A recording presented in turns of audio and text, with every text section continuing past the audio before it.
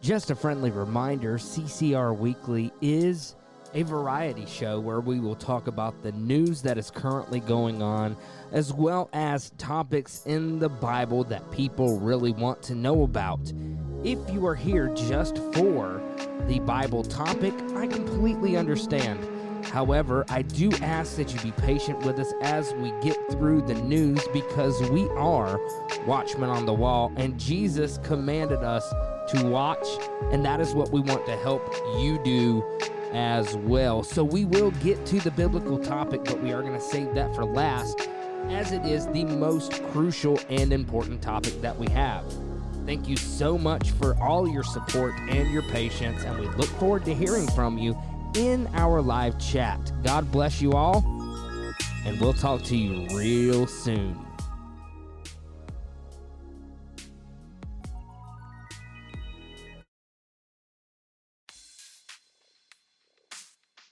Never forget that none of us can go through this walk alone. We are a body, and as a body, we just want to say thank you to every single one of you that tune in every week to watch us both live and after the fact. And we also want to give a huge shout out to friends of ours that are so encouraging and can help you in your walk as well. So make sure you guys check out shakeandwakeradio.com, nystv.org, truthradioshow.com, and if you want to delve deep into the doctrine of Christ and what it is, we highly recommend you check out the Doctrine of Christ series on the Jimmy Vision YouTube channel, and you can find a link to their website in their show notes as well. Tons of resources for you at all of these places. Make sure you guys check out fojcradio.com for tons of stuff that just delves into the Bible front to back, and they have tons of resources that can help you as well. Thank you so much for all your support, and God bless every single one of you.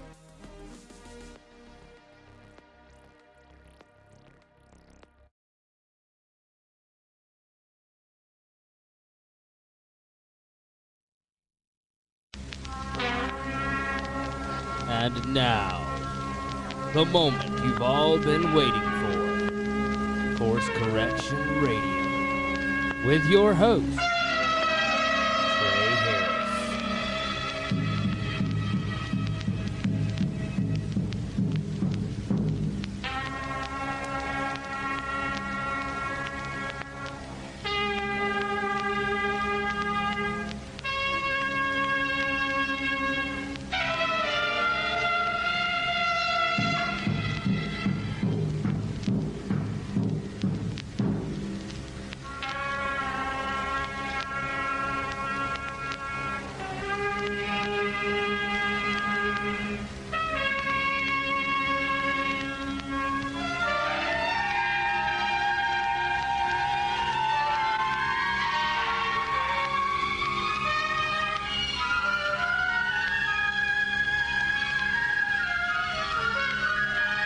Hello, everybody, and welcome back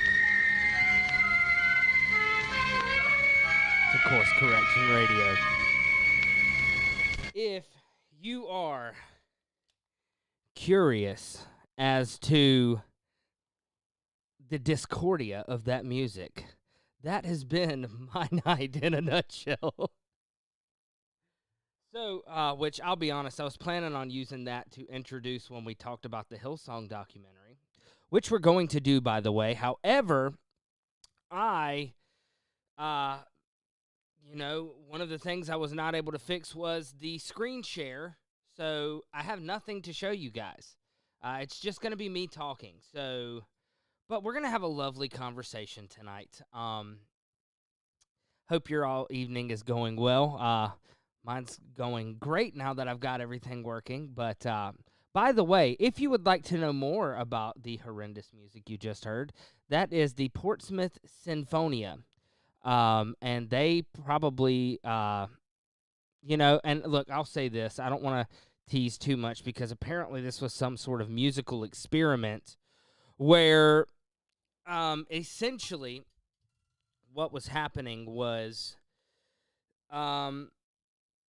the guy who put it together or whatever was basically giving kids that had never played instruments before a chance to branch out and experiment. Why he thought it was a good idea to record it, the world may never know. It's kind of like how many licks does it take to get to the Tootsie Roll center of a Tootsie Pop, right?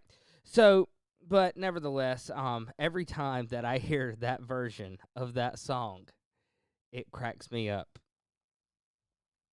To the point where I said something about my ears bleeding earlier, and my poor autistic child looked at me and said, Did blood really come out of your ears when that happened? I was like, no, Meredith, it's a joke. But nevertheless, so let's get right into this. Sorry, I'm a little discombobulated tonight. I'm not used to it. And guys, I'll be honest. We were supposed to do this last week. I forgot. Like, as bad as that sounds, I was sitting on this couch right over here off camera. And I looked at Sarah, and I was like, I had been reading and, doing all sorts of other stuff. And I looked at Sarah, and I was like, what time is it? And she was like, it's 9:30. And I was like, oh, crap. She was like, what? I was like, I was supposed to start the show on its new night tonight. And needless to say, none of this equipment was in here. This equipment just got moved in here at like 7:30 tonight. So that was half the problem. Was I haven't been home busy. The busy season has started at work. I have not been home. I mean, honestly, I've been home in some pretty good time frames. I mean, I'm getting home before dark, which is better than it was last year at this time. So, I mean, it's not like I'm making excuses. I did better last year working more hours. Just different job, different field that I'm in now. So I don't know if it's just messed with my schedule or what. But nevertheless, I wanted to apologize for forgetting about last week because that is so bad. Like, how do you forget to do your own show?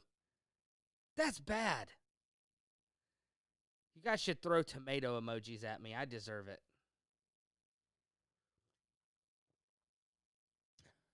All right, guys, I'm going to stop being a goofball for now. So there is a scripture that I want to share with you. Because look, if you've been following this for any amount of time, the past few episodes we've been talking about Hillsong, their relation to the New World Order, whether they know it or not, they've got one. And so we've been talking about that. Hold on, give me just a second. I've got to cut this noise gate off, or I'm not going to be able to talk tonight.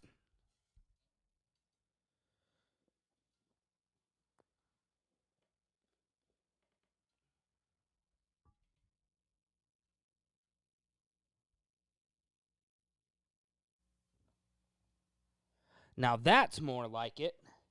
Now I can kind of sit back and just, address the microphone. So let me get back over here in my spot. So one of the things, as I was saying, that I've been kind of thinking about is how, like, let's say that Hillsong is, they started out with the best of intentions. I'm willing to give them the benefit of the doubt. There we go. I'm willing to give them the benefit of the doubt. I really am. Now, let's assume that's true. What happened and how does an organization like that basically fail as miserably as they had? Why did everything blow up? What was the recipe, and was it a recipe for success, or was it a recipe for disaster? Now, I'm going to go ahead and tell you, my money is that you will not convince me that it is not. Obviously it was a recipe for disaster, but the question is why? Why was it a recipe for disaster? And I've been going through the book of 1 Corinthians in my Bible studies lately, and I noticed this quite a few weeks back. And I knew that it was something that I needed to talk about, but I kind of put a pin in it, and I was like, well, when the time is right, Oh no. And as I've been watching, by the way, if you want to watch the Hillsong documentary, you can find it on Discovery Plus is where it's at. And it is an excellent, thorough documentary. I've heard some people say that they took some low blows, but honestly, I'm going to break it down kind of what each episode was about. And can I increase my sound? Probably not, but I'll try. Let's see. Give me just a second. Whoops.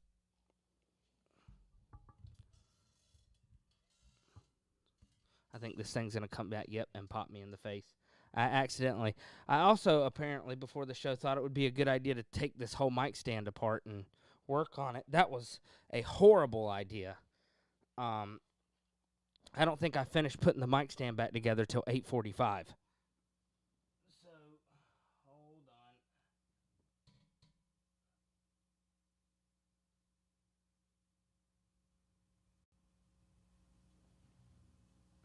All right, how's that? That better? All right, yeah, and that'll help me, hopefully, because my back's been bothering me a little bit today. So, hopefully I can just sit back and relax. All right, so, I don't even remember what I was talking about, but that's fine, because I need to stop rambling anyway. So, basically, as I was preparing for this over the past couple of weeks, watching these documentaries, one of the things I noticed is that, obviously, they're in direct violation of the scriptures. And if you go to 1 Corinthians chapter 2, this is what it says. This is Paul talking to the Corinthians, 1 Corinthians chapter 2, verse 1. He says, "And I, brethren, when I came to you, came not with excellency of speech, of wisdom, declaring unto you the testimony of God, for I determined not to know anything among you, save Jesus Christ and him crucified.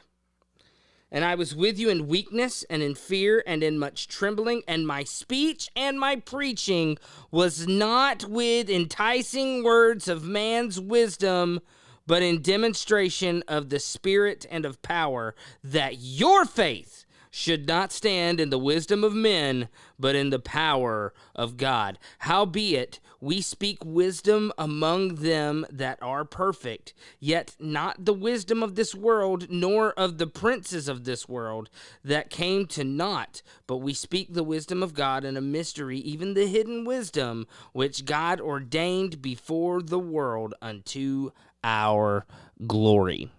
Now, this doesn't go just for Hillsong. This goes for really, quite frankly, any seeker-friendly church that is around today.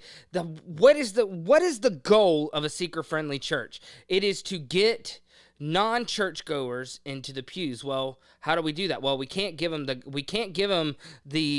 word of God. That'll offend them. So what we'll do is we'll turn the and this is actually something that somebody in the Hillsong documentary said. They said they liked going to Hillsong, New York, because it was like the sermon was like a glorified TED or a spiritual TED talk or something like that. So that's the problem. The Word of God, the presentation of the Word of God should not be boiled down to a glorified TED Talk. What is a TED Talk? It's basically a motivational speech. It's a self-help speech. So I just had a meeting, a statewide meeting with our sales team around North Carolina, where I work. It was the entire sales team from all over the state was there. Well, not all of them, mostly the new guys. And what we did at the meeting was we watched the first 20 minutes was a TED Talk on how to properly basically how you present what you're doing. And what the guy said was, most companies start with, all right, this is what we have. This is how it's going to be beneficial for you. But basically what the guy said is like, why does everybody have Apple products? Now, I can't stand Apple. I really can't stand any of them, but hey, you need the technology. If you like iPhone, you think that's easier, go with it. I like the iPhone. I don't like Apple. So, excuse me. That neither here nor there. So, basically, what the guy says is that the reason that Apple is overwhelmingly popular is because Apple, essentially, they start with their why. We believe the status quo should be challenged, and then they go into their how, basically their how it should be challenged and what they're using to do it. That makes sense? So basically, that's what the TED Talk was. The TED Talk was how we, as salesmen, could up our game and present the belief behind why we're doing what we're doing, because I don't know how familiar you guys are with sales, but essentially, especially in the business I'm in, people aren't buying your product or the company. They're essentially buying because of you, the salesman, me, the salesman, that I'm the one, there's thousands of companies around the U.S. that offer pest control. What makes mine different? Well, it's really, quite frankly, what it comes down to is what am I going to do to help this customer get what they need? Because that's why I personally got into pest control. I got into pest control. I came out of law enforcement, felt like I wasn't making a difference. I wanted to make a difference in somebody's life. And when you see somebody and they're stressed out because of the stuff that's just come into their house, they're overwhelmed, being able to help somebody with that and see the relief and the joy and the smile that comes over their face, there is nothing better in the world. That's why I got into pest control sales. Specifically, that's why I went back to sales after being out of it for years, because it can be quite stressful, frankly. But essentially, that's what a TED Talk is. It's, hey, this is information you can take and make your life better. Now, are there instances in the Bible where you can take the information and make your life better? Yeah, absolutely. Look at the book of Proverbs. Look at the book of Ecclesiastes, things like that. But when you understand that that's not what sinners need to know that they're sinners. They've broken the law of God. And unless they repent, turn of their ways, accept the free gift of Jesus Christ on the cross, let his blood cover them and atone them, wash away their sins, they will die and go to hell. That's what sinners need. They don't need a glorified TED Talk.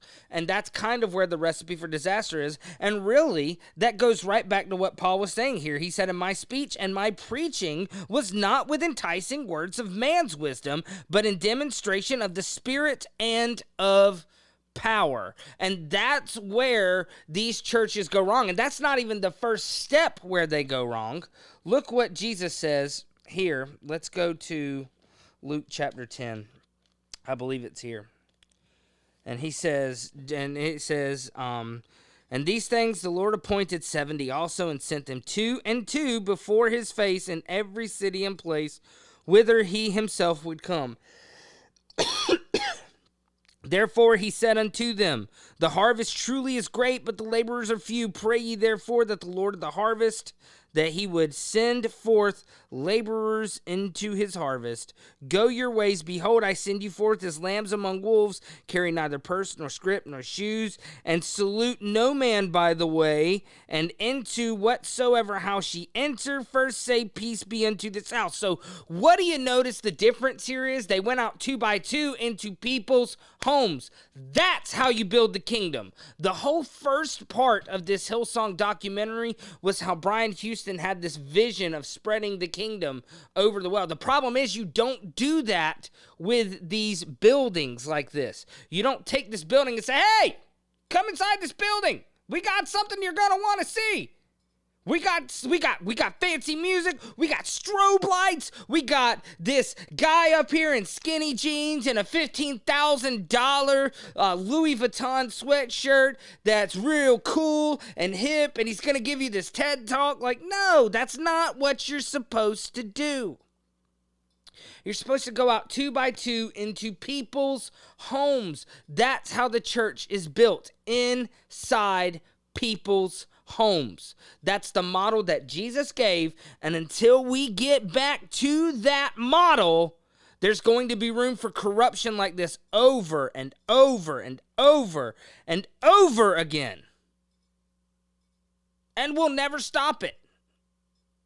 And how are they doing that? How are they making this enticing? And look, it's not just a Hillsong Church, because their music is in every single church. So when I was a worship leader in one of these churches, this was the way our songs normally went. We did Elevation, some group that was like lesser known.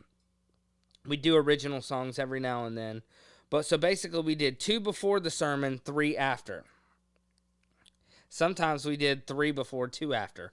But basically what it would do is it would be Hillsong, Elevation, the next week Elevation, Hillsong, then the sermon, and then we would do Hillsong, Hillsong, Elevation. Sometimes we'd end all 3 on a Hillsong. The point is, the majority of the songs we did in my church were Hillsong songs.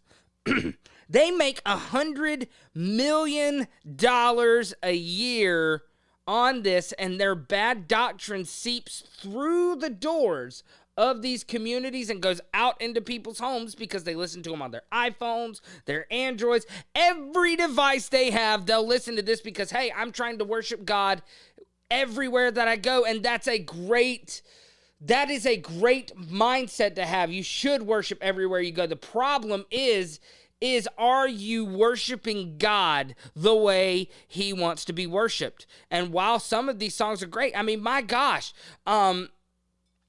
look, when you talk about some of this old Hillsong stuff, Shout to the Lord, one of my favorite praise songs. Am I saying that you can't listen to these guys? Absolutely. I'm not saying that. That's between you and God. What I am saying is that you have to have discernment. Grill these lyrics. Look at them through the lens of the scriptures. Because this is how bad doctrine gets in. You call me out upon the waters, the great unknown, where feet may fail. And I'm not saying that this may just be a coincidence, but when you look at their bad doctrine and some of the other Luciferian things we've looked at in the past few episodes, when it comes to this, you call me out upon the waters, and there I found you in the mysteries, right? Keep that in mind. Waters, mysteries. Where have we heard that before? Let's go to Revelation chapter 17. And there came... No, that's not it. Whoops. Yeah, this is it. I don't know why. My brain is just not here, guys. I'm sorry. And there came out one of the 7 angels which had 7 vials, and talked with me, saying unto me, Come hither, I will show unto thee the judgment of the great whore that sitteth upon many waters, with whom the kings of the earth have committed fornication, and the inhabitants of the earth have been made drunk with the wine of her fornication. She was unfaithful. So he carried me away in the spirit into the wilderness, and I saw a woman sitting upon a scarlet-colored beast, full of names of blasphemy, having 7 heads and 10 horns. And the woman was arrayed in purple and scarlet color, and decked with gold and precious stones and pearls, having a golden cup in her hand, full of abominations and filthiness of her fornication. And upon her forehead a name was written, Mystery, Babylon the Great, the mother of harlots and abominations of the earth. You will never convince me that that is just a coincidence. The group that put up the satanic crucifixion of Jesus in their Easter, because that's apparently Christian. Nah, bruh, that ain't it. That ain't it, Chief. Easter is not a Christian thing. Look it up. If you haven't seen Truth or Tradition, go watch it. It'll open your eyes to some stuff, I'm telling you. Now, when you look at that, they do this satanic Luciferian ritual on the day of Ishtar, who is basically the embodiment of the whore of Babylon, and they have this song that says, You call me out upon the waters. I saw the woman that sits on many waters, and there I find you in the mysteries. Mystery Babylon. Look, guys, you can't make this stuff up. You can't. And then you talk about fornication and all of this stuff. Is it any coincidence that the most notorious pastor from Hillsong that is known in the public, Carl Lentz, got busted for having an affair with a woman By the way, when you watch the documentary, if you end up watching it, one of the things that comes out there that the woman that he had the affair with says is, I asked him, are you married? He said, yes, I am. He told the woman up front that he was married. There was nothing wrong in his marriage. He just, quote, had never done this before. These are the people we're letting in our pulpits. What in the absolute hell is wrong with you, America?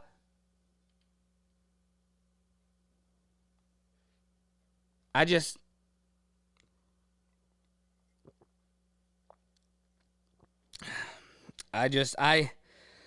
am flabbergasted, and at the same time, I don't even understand why I'm flabbergasted, because I was a part of this movement for so long, and I was one of these people.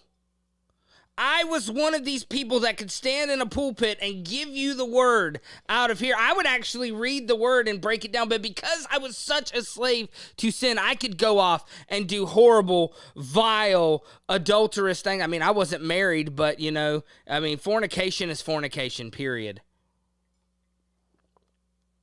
And it even made it worse in my mind, because I professed to have a relationship with Jesus. And so there was somebody that I was unfaithful to. And look, let me see if I can find, I want to find the original,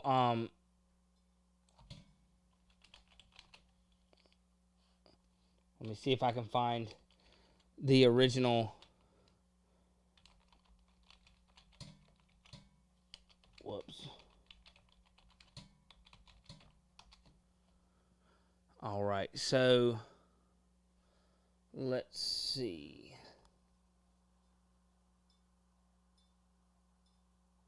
Yep, here it is.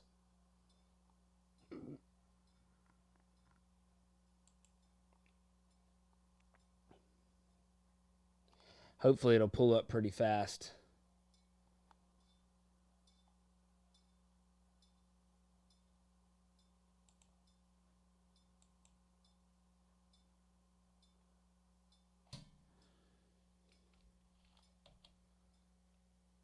Oh, whoops, that's the search one. My boss has been teaching me a bunch of stuff about how to, pull up shorthand to zoom in on things, but I can't remember what it is. So, let's see. So, basically, I'm not sure if you have read what Carl Lentz said, but he said that, basically he explained why he had been fired from Hillsong. He was like, I've been unfaithful in my marriage, the most important relationship in my life. And I just went, hold up. That doesn't sound right. And I think I ended up saying that out loud, because Sarah looked and she said, what? I said, what's wrong with this sentence? And I read it to her, and she said, a marriage is not the most important relationship in your life. And unless the relationship with Jesus is the most important thing in your life, you'll never win. Bingo. That's it. There's already something wrong there, because Carl Lentz said, and could this have been a slip of the tongue? Maybe. Normally I would give somebody the benefit of the doubt, but there's just too many things here. That was the problem with Carl Lentz, was the fact that his relationship with Jesus, if he ever had one, was not the most important thing in his life. Your relationship with Jesus has to be the most important. He has to be the top. Whereas, let me see if I can find it. I tried to read this one before, and I never could end up getting there. So I'm going to try this again. Let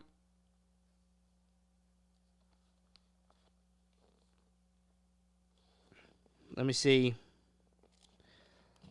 Let me do it this way. This is going to get, I'm going to have to reconfigure this studio arrangement at first. I did not realize this media cart was going to be way up here, and now I can barely see the screen.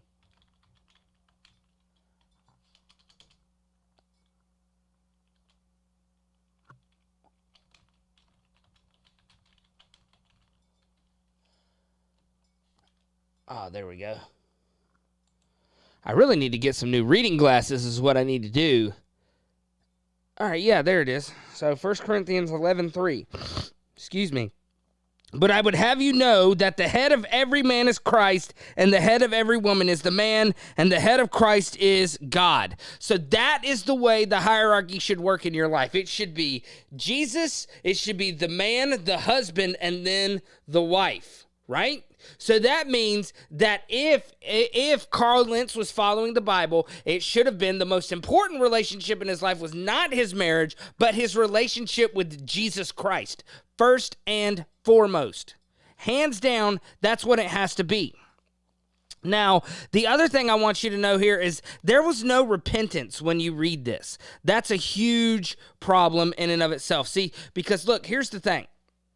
You had, hey, what's up, Brother Dan? I see you in there. By the way, forgive me, everybody. I have not even said hello to any of you guys except for at the front. So I just wanted to say, Dan, welcome. Brian, Harold, I saw Lariva in there. Annie, guys, if you have not, I need you to do this. I need you to quit slacking on me. You pause this broadcast right now, and you make sure that you put in your favorites, shakeandwakeradio.com, because not only will you catch Course Correction Radio over on shakeandwakeradio.com, and you can see it right there, shakeandwakeradio.com. You're gonna get the Truth Radio Show, which is great, even though I haven't been able to watch it in forever because I stay busy. You're gonna get Now You See TV. You're gonna get all the stuff you love, and you can get it in one spot. What are you waiting for? shakeandwakeradio.com. Go over there. I'll know if you don't. Actually, I won't. Let me not say that. So, but yeah, great to see you guys all tonight. Thank you guys for being with me. And for those of you who may have missed it earlier, I'm sorry that I wasn't here last week. I forgot that I had changed the show time. And I was sitting on the couch just reading, and I was like, oh, hey, what time is it? And Sarah's like, oh, it's 9:30. And I was like, can't believe I forgot. But so that was a funny moment you missed, is apparently I'm getting a lot older than in my brain than a 29-year-old should be. So, but look, anyway, so look, you have two kings of Israel. So look, it's not, look, we all fall short of God's grace, right? We all sin. You know, that's what Romans says. Romans says, for all have sinned and come short of the glory of God. It also says there's none righteous, no, not one. So let's take two people. I want to show you two examples, two people. The first is King Saul. Now, let me see if I can get over there. Oh, that's 2 Samuel. Whoops. Let's see. All right, so this is 1 Samuel chapter 13, starting in verse 11. And Samuel said, what hast thou done? And Saul said, because I saw that the people were scattered from me, and that thou camest not within the days appointed, and that the Philistines gathered themselves together at Michmash. Therefore said I, the Philistines will come down now upon me to Gilgal, and I have not made supplication unto the Lord. I forced myself, therefore, and offered a burnt offering. Now, of course, Samuel, what was Samuel's explicit instructions? Wait until I get there, we'll make the offering. But Saul freaked out and started doing things his own way, right? And this is what happens. And Samuel said to Saul, thou hast done foolishly. Thou hast not kept the commandment of the Lord thy God, which he commanded thee. For now would the Lord have established thy kingdom upon Israel forever. But now thy kingdom shall not continue. The Lord hath sought him a man after his own heart, and the Lord hath commanded him to be captain over his people, because thou hast not kept that which the Lord commanded thee. And Samuel arose and gat him up from Gilgal unto Gibeah of Benjamin. And Saul numbered the people there that were present with him, about 600 men. And Saul and Jonathan his son and the people that were present with them abode in Gibeah of Benjamin, but the Philistines encamped in Michmash. And, excuse me. And the spoilers came out of the camp of the Philistines in 3 companies. One company turned unto the way that leadeth to Ophrah and the land of Shual. And another company turned the way to Beth Horon, and another company turned the way to the border that looketh to the valley of Zeboim toward the wilderness. And so basically, so what happens is,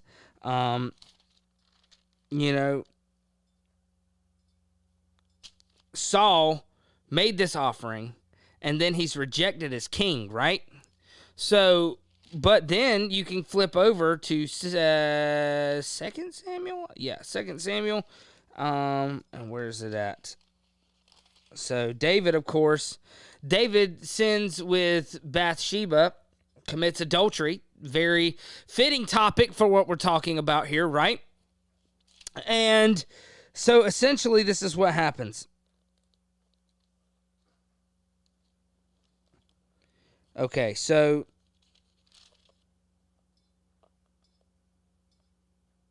let's start 2 Samuel chapter 12. And the Lord sent Nathan unto David, and he came unto him and said unto him, there were 2 men in one city, the one rich and the other poor. The rich man had exceeding many flocks and herds, but the poor man had nothing, save one little ewe lamb, which he had bought and nourished up, and it grew up together with him and with his children. It did eat of his own meat and drank up his own cup and lay in his bosom, and was unto him as a daughter. So basically, if you've never had livestock, when you have them eat in your house, so like you remember my 2 baby goats that I had, they become very special. They become attached. Now, I'm going to go ahead and tell you, I can't stand them little things sometimes. They are so nerve-wracking. But that's the difference between sheep and goats. But the same principle applies. They're a bond forms there. They become so special to you. It's just like a dog. It's just like a dog. So, but this is what happens. And so, in verse 4, and there came a traveler unto the rich man, and he spared to take of his own flock and of his own herd to dress for the wayfaring man that was come unto him, but took the poor man's lamb and dressed it for the man that was come to him. And David's anger was greatly kindled against the man, and he said to Nathan, as the Lord liveth, the man that has done this thing shall surely die. He shall restore the lamb fourfold, because he did this thing, and because he had no pity. And Nathan said to David, thou art the man. Thus saith the Lord God of Israel, I anointed thee king over Israel. I delivered thee out of the hand of Saul. I gave thee thy master's house and thy master's wives into thy bosom, and gave thee the house of Israel and of Judah. And if it had been too little, I would moreover have given unto thee such and such things. Wherefore hast thou despised the commandment of the Lord to do evil in his sight? Thou hast killed Uriah the Hittite with the sword, and hast taken his wife to be thy wife, and hast slain him with the sword of the children of Ammon. Now therefore the sword shall never depart from thine house, because thou hast despised me, and hast taken the wife of Uriah the Hittite to be thy wife. Thus saith the Lord, behold, I will raise up evil against thee out of thine house, and I will take thy wives before thine eyes, and give them unto thy neighbor, and he shall lie with thy wives in the sight of this sun. For thou didst it secretly, but I will do this thing before all Israel and before the sun. And David said unto Nathan, and this is the key, verse 13, and David said unto Nathan, I have sinned against the Lord. And Nathan said unto David, the Lord hath put away thy sin, thou shalt not die. What happened? What is the difference between Saul and David? And the difference is Saul was not sorry for what he did. Saul was sorry that he got caught. That's ultimately what it came to. David was actually sorry for what he did. He showed remorse. He repented of it. As much as you can after you take somebody that wasn't supposed to be your wife and they're your wife now. Yeah, you're kind of stuck after that. But the point is that David was actually sorry for what he did. Saul, on the other hand, was not. Saul was only sorry that he got caught. And that's bare bones what it boils down to. So, that's that's basically, that's kind of what we're dealing with here. Excuse me. That's what we're dealing with this with this Hillsong thing, these guys aren't sorry. They're not sorry for what they did. So this would be a great time for me to essentially break down the documentary from Discovery Plus. So, and this is, once again, the moment you've all been waiting for. The Hillsong documentary review is now here. Just kidding. I'm not going to make y'all listen to all that again. That would be really mean. But so basically the first thing it did, and honestly, I got to say, whoever structured this documentary, it was fantastic. So the first part is called Welcome Home. Where's my phone? I don't know what I did with my phone, so I was going to look it up. So basically, because it's 3 parts, the first part's called Welcome Home. And essentially what it does is they go around to people from Hillsong and they talk about how it comes in. It says, welcome home, you belong, and all of this stuff, and how it's just this great place. I can come in and be whoever I want to be or be who I am, and nobody cares. Like, it really sucks you in. It's like, okay, yeah, I'm getting down with this vibe. Basically they wanted to show how Hillsong became so big, and that's because they were just like any business. They put out what the consumer wanted, so that way they would flock to it. Now, from there, you go into the second part, which is all about... Now, by the end of that, you start getting into, you notice something's wrong here. So they had a guy by the name of Preachers and Sneakers, which, by the way, if you haven't checked out his Instagram... there's some good stuff there. Basically, what he does is he takes these pastors, the celebrity pastors, these big guys that are in the news, and he shows the clothes and the shoes and the things they wear and how much they cost, because they're buying these things with church money. That's why I mentioned the part about a $15,000 sweater. Carl Lentz has been spotted in Louis Vuitton Supreme sweatshirts that are resale value $10,000 to $15,000. And this is what these guys are spending the donations from these people. It's just it's evil. It's what it is. It's evil. Now the second part goes into now this is where it got really good, in my opinion. The second part of the documentary focuses really on Carl Lentz and his background, and they pulled in people that went to his school and went to his church that had known him for years. And, it goes into they just bring out video of, videos that he sent the girl he was having the affair with. They really, they stuck it to this guy, and he deserved it. I'm all about mercy for people who are truly sorrowful, like David, but this guy isn't David. He's Saul. He's not sorry for what he did. He's sorry that he got caught, is all it is. And, they talk about, looking back in hindsight, you could see this behavior. There was this couple, he was the head of a youth group. Then there was this couple, they had, taken things too far, unfortunately, teenagers do sometimes.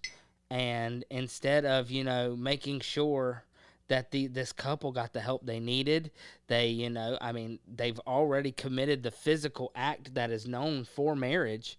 They broke the couple up and told them they couldn't even speak to each other for a year. Completely unbiblical stuff. And, unfortunately, these people have to go through this, and then they see this guy who did this to them, in this affair with this woman, admitted that he was married to the woman and just said he had never done this before. But, this guy is, it's disgusting. Now, that's kind of what the whole second documentary is about.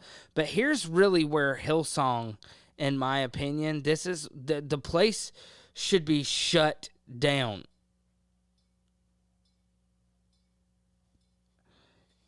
And that's where number 3 came in. I've actually known about this for a while, and I've told people about this.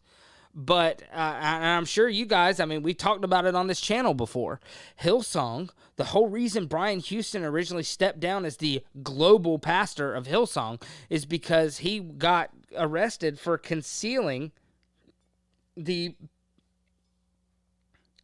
I can't even say the word on YouTube because I'll get banned, but essentially his father was a pedophile, if you know what I mean, and he concealed it from the Australian government.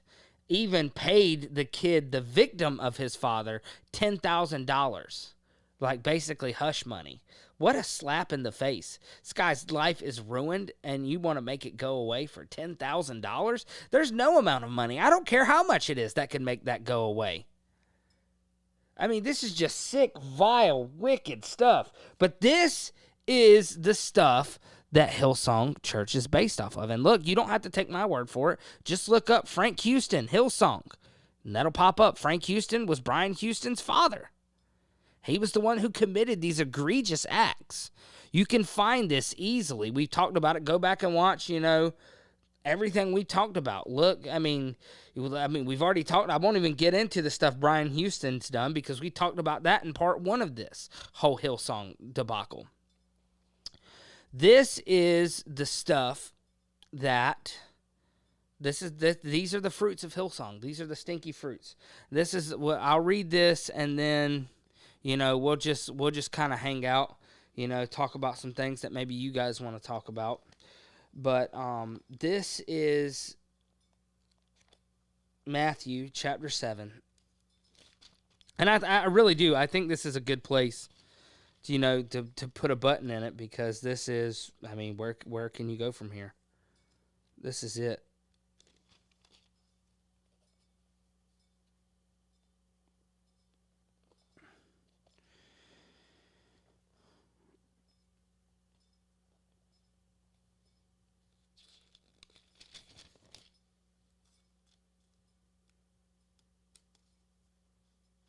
All right, so this is where I want to start. I want to start in verse 1 because this is where everybody goes.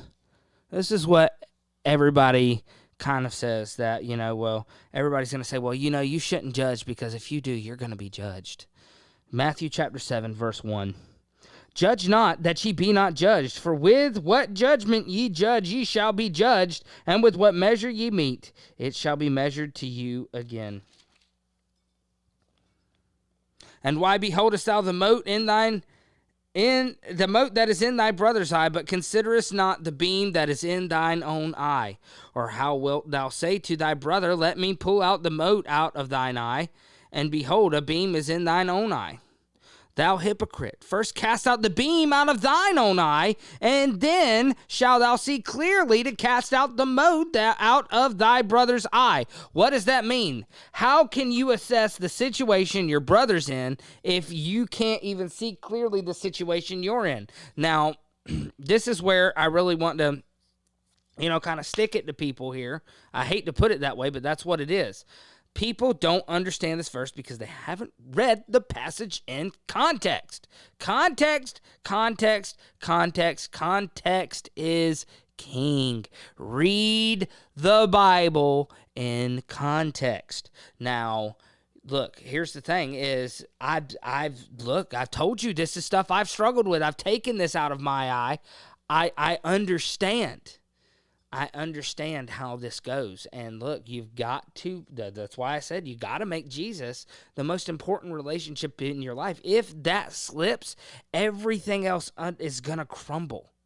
It is. So, but let's go on. Let's skip down a little bit. Verse 15, beware of false prophets which come to you in sheep's clothing, but inwardly they are ravening wolves. Ye shall know them by their fruits. Do men gather grapes of thorns? Answer's obviously no. Or figs of thistles? Once again, a resounding no. Even so, every good tree bringeth forth good fruit, but a corrupt tree bringeth forth evil fruit. A good tree cannot bring forth evil fruit, neither can a corrupt tree bring forth good fruit. Now, of course, the literalist there is going to say, well, I've picked bad fruit off of trees all the time. Well, I mean, the whole point is that Jesus was talking to an agrarian society. They would have known that, so they would have put two and two together. And what he's saying is if you're rotten on the inside, it's going to show on the outside. If you're good on the inside, if you've been washed by the blood of Jesus, then you're going to see that manifest itself on the outside. Garbage in, garbage out, right? So, but every tree that bringeth not forth good fruit is hewn down and cast into the fire. Wherefore, by their fruits ye shall know them. Now, I urge each and every one of you, because we've got to get the word out there. This is ultimately what it comes down to. Hillsong's fruit stinks. It's gross. It's putrid. It's soft and squishy and slimy, and it's just nasty. Absolutely filthy. But these churches that each and every one of us, we all know a church that does it. They're still going to go out and do the Hillsong music and all of this. And as long as we let their music go, and this is why I say they've got good songs, this is where we have to decide, do we want to listen to their songs? Because every time we do, they make money. And as long as Hillsong music is still making money, this evil organization will thrive. Guys, I'm going to leave it there for the main part of the show. That's it. Let me know what you think in the live chat if you're listening to this live. If you're listening to it later, make sure you leave a comment. Let us know what you think. Maybe you think we're right. Maybe you think we're wrong. If you watch the documentary, what are your thoughts on it? And make sure, as always, if you did like it, please leave a thumbs up. We can't see if you did leave a thumbs down, how many, but if you didn't like it, leave a thumbs down. Tell us you left a thumbs down and tell us why you left a thumbs down. So with that, I'm going to put that to a close, and I'm going to head back to the chat for a few minutes. So let me go to what you guys think. And by the way, like I said, let me I want to hear what your guys' thoughts are. Have any of you guys seen this documentary yet? By the way, I think you can get 7 days for free. You can get a free trial, because that's what I did, and I've actually got to cancel it tomorrow before I get charged. But, even if I do get charged, it's like $5. It's not terrible. I just not entirely sure I want to give Discovery Plus my money yet.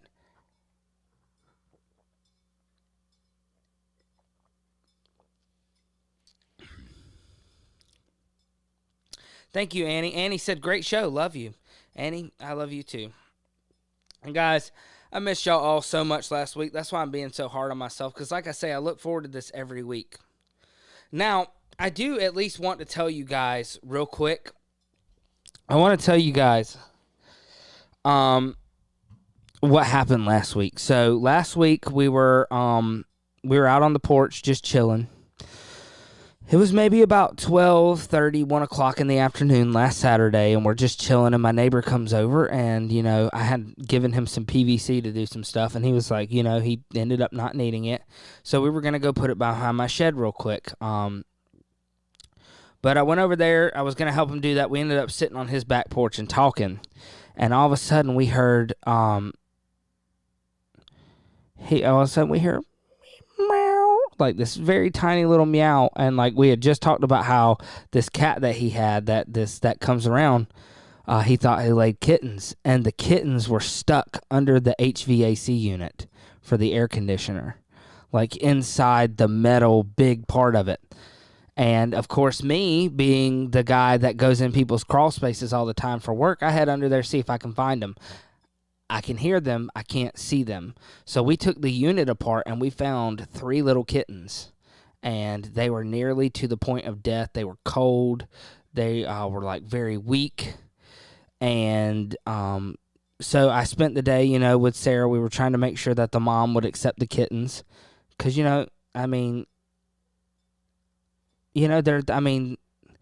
if we can't save the most sweet and innocent little animals in the world, then what can we do? Like, that's kind of the test, right? These things are adorable. So we did what we could for them. Last I checked, they were still doing pretty good, but I don't know if it was just like the high, like the roller coaster from that. set me like into like this. I had to decompress for a long time after that because like it was quite stressful trying to get to them. So, but yeah, so I at least wanted you guys. I missed the show for a good cause. So no, but really, really and truly, I did miss every single one of you guys last week. This week it was a chicken. Today I went out because my daggone goats, those two billies, they let out when we feed the chickens the scraps. The biggest of the boys, the pale one, he'll go out there and he'll open the run and he lets all the chickens out trying to get to the food. And I'm actually really glad he did today because Lydia, my 4-year-old, she just turned 4. Thursday. Her favorite chicken, Victoria, had gotten stuck in between my shed and the coop and was like lodged on her back. If I hadn't got out there when I did, she would have probably died. So we got to save another life today. So, woohoo! This is the roller coasters of living on a homestead. There's never a dull moment. Now,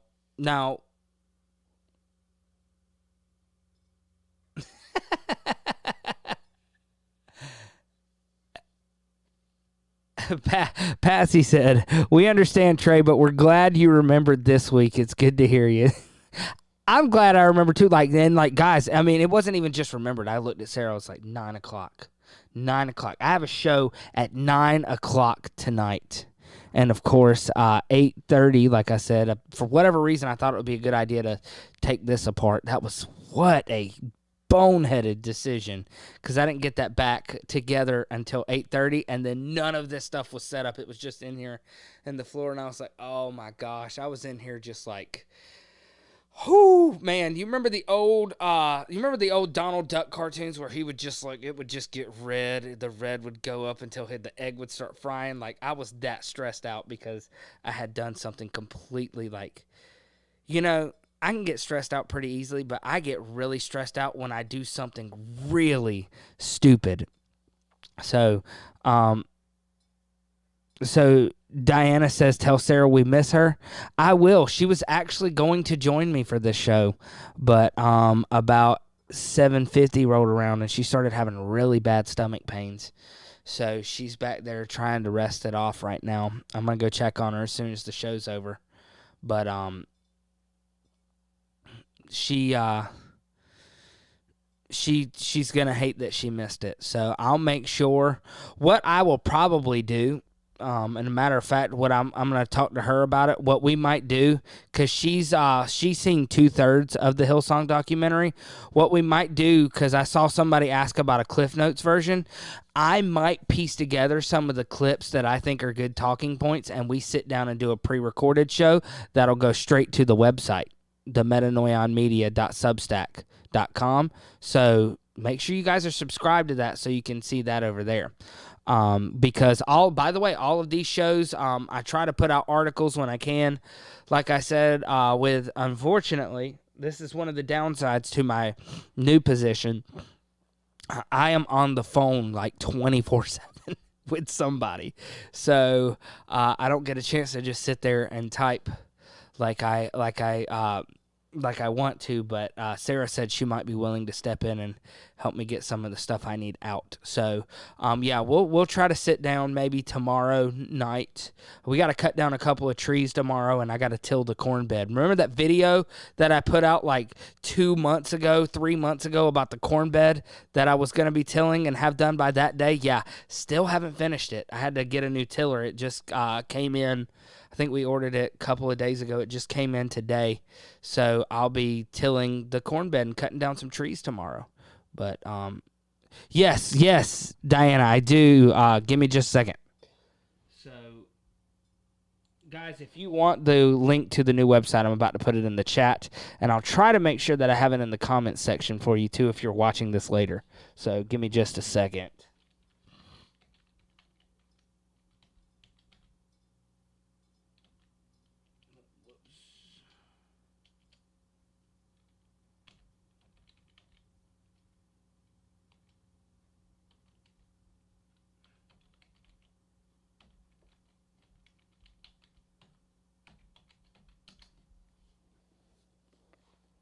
So there you go. Yep, that's it. metanoionmedia.substack.com. By the way, all the stuff from our old website, because I did just choose to cancel. I just canceled the other website, so this will be where you find us. CourseCorrectionRadio.com. Not a thing anymore. So I've honestly, I can only upload 13 gigabytes of stuff up there for, I think they're charging me, I mean, it's over $100 a year. And I barely get anything out of that. I can't embed anything except YouTube videos over there. Over at Substack, all of this stuff is free. If I ever do any premium stuff, I just have to give them 10% of it. So, I mean, it's really not that bad. And I get, like, all the stuff over there's free right now. Mainly because I can't think of anything. I just... I don't have anything that I can offer you guys that I feel like is worthy of your money. So until I do, like, I think me and my brother are going to be working on some documentaries. He wants to get involved.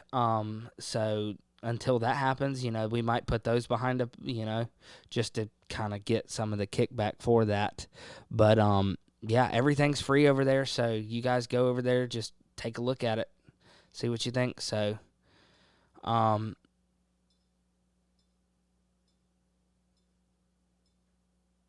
yeah. So if you head over to Substack, because I see some people say they've been there before. So, like, if you take that link that I just put, metanoionmedia.substack.com, that is my Substack. That one belongs to me. So all of the stuff that's under that one, that should be a direct link to my Substack page. Here, I don't know why I'm sitting here talking about it. Let me pull it up real quick. I mean, I'm right here. I ain't doing nothing else other than running my mouth off, so.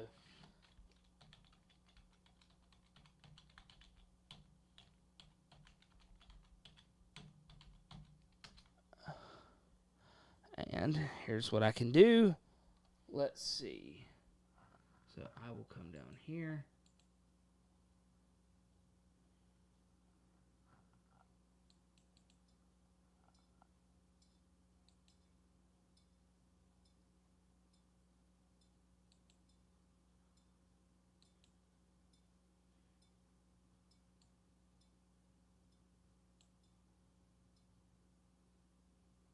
All right. So I got the screen share working. So this is basically it right here. So this is our site. So I believe this is the last article we put out called Antichrist Normalization, Mitt Romney's Maxwell Connection, Project Hamilton, and more. So guys, if you've been looking into the digital dollar, I highly recommend looking into Project Hamilton, because that is MIT, and I believe it is the Boston Central Bank are working on Project Hamilton, which is essentially the digital dollar that the U.S. is going to go with. So like I said, I haven't been keeping up with Truth Radio Show, and my phone keeps messing up. Like, I have to factory reset my phone every other week because I can't take calls and texts anymore. And so, like, I haven't even been able to keep up with Dan to see what he thought about this. So I think I'm just going to start keeping him on Messenger so I can just message him directly that way. So, but guys, we got about 10 minutes before the midnight ride starts, and there's some other things that I've got to get to before I go to bed tonight. Is there anything, anything, that you guys, any questions, anything like that you guys may have before we head out? Because, I want to make sure we're giving you guys some time too. I'd like to, I'll admit, I've always been told, my mom's told me my whole life, you just like to hear yourself talk. And, maybe there to an extent I do. But I can only stand to hear myself talk but so much before I start getting on my own nerves. So I just wanted to check with you guys before I go off to do I don't even remember what it is I'm supposed to do, but there's a few things. So, Oh, by the way, one of the things that and you guys let me know what you guys are thinking about this, because I'm going to put out a sample once I get done. But I am actually working on a piece of fiction that I'm thinking about putting up on the Substack. I'm really into, like, so I don't know if I think I've talked about this before, but I'm like super into comic books. Like, I love comic books. Batman's one of my favorites. I love Batman. I think I just, like, the other day I went, my daughter wanted P.F. Chang's for her birthday, so I went down to P.F. Chang's Thursday, got some food while I was in Raleigh, and there's a Barnes & Noble there. I went and bought me a Batman comic book that was 50% off while I was there. So, but, one of the things that I think is that I definitely believe that superheroes are to help us normalize the Nephilim again. I really do. I think the stories are entertaining, so I continue to read them. But, I've been thinking a lot about what Nietzsche said in his book, Thus Spoke Zarathustra, about how, about the Übermenschen and things like that. And I'm working on a story that breaks these things down, so be on the lookout for that if you guys are interested. It's basically going to be a commentary on how if superheroes did exist, they wouldn't be our saviors, they would be our damnation. So, but yeah, I'll post more about that. I'm going to stop rambling now, guys. You guys head over to the Midnight Ride. I wish I could be there with you, but I might pop in and out. Like I said, I've got some stuff I've got to do before I go to bed. But I will see you guys next week, 9 p.m., because all of this stuff's going to stay right here now. I'll see you guys there, and I will talk to you all later. Y'all have a great night, and I will see you soon.